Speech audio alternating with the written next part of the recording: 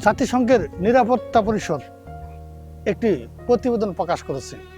সেই প্রতিবেদনে বলা হয়েছে যে বাংলাদেশে AQIS এর সেল গঠন করার চেষ্টা করছে।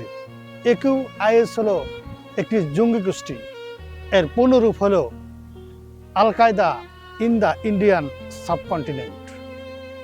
এই আল কায়দা দ্য ইন্ডিয়ান সাবকন্টিনেন্ট 2025 সালে 10ই নভেম্বর ইন্ডিয়ার লালবাগ কেল্লার সামনে একটি বোমা বিস্ফোরণ করেছিল। এর সত্যতাও তারা খুঁজে পেয়েছে।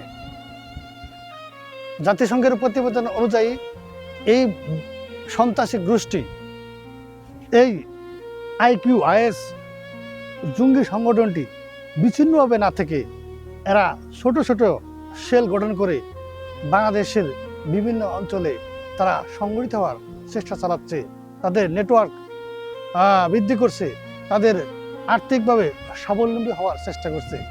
এটা জাতিসংঘ প্রকাশ করেছে। এর ফলে বাংলাদেশের ব্যাপক প্রভাব ফেলবে। বাংলাদেশ থেকে প্রতি বছর হাজার হাজার লোক ইউরোপ সহ বিভিন্ন দেশে তারা কাজ করতে যায়, তাদের ভিসা বন্ধ হয়ে যাবে।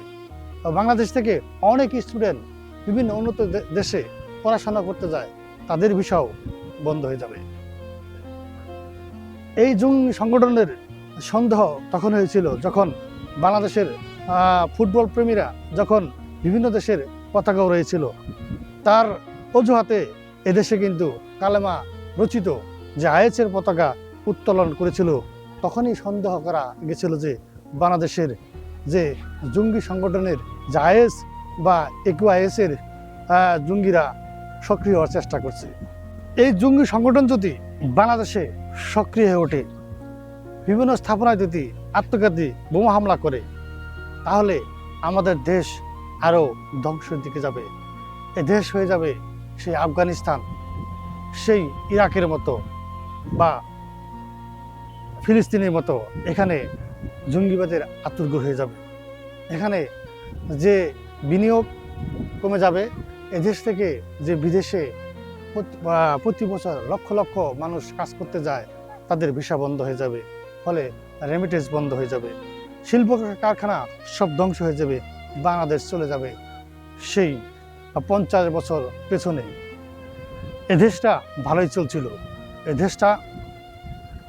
চলছিল, কিন্তু কিছু স্বার্থান্বেষী মানুষ এদেশের ভালো দেখতে চায় না। এদেশের যেই ভালো করতে যাবে সেই এদেশের কালো হয়ে যায়।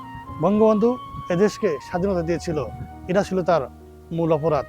আর শেখ হাসিনা সেই দারিদ্র নিপীড়িত দেশটাকে আস্তে আস্তে উন্নতির দিকে নিতে চেয়েছিল, রাস্তাঘাট সব কিছু উন্নয়ন করেছে, এটা ছিল তার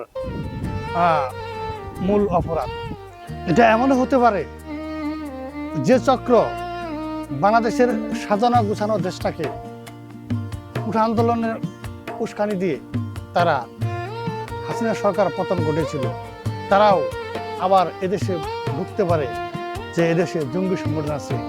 জঙ্গি সংগঠন নির্মূল নামে তারা তাদের সৈন্যবাহিনীও এদেশে প্রবেশ করতে পারে।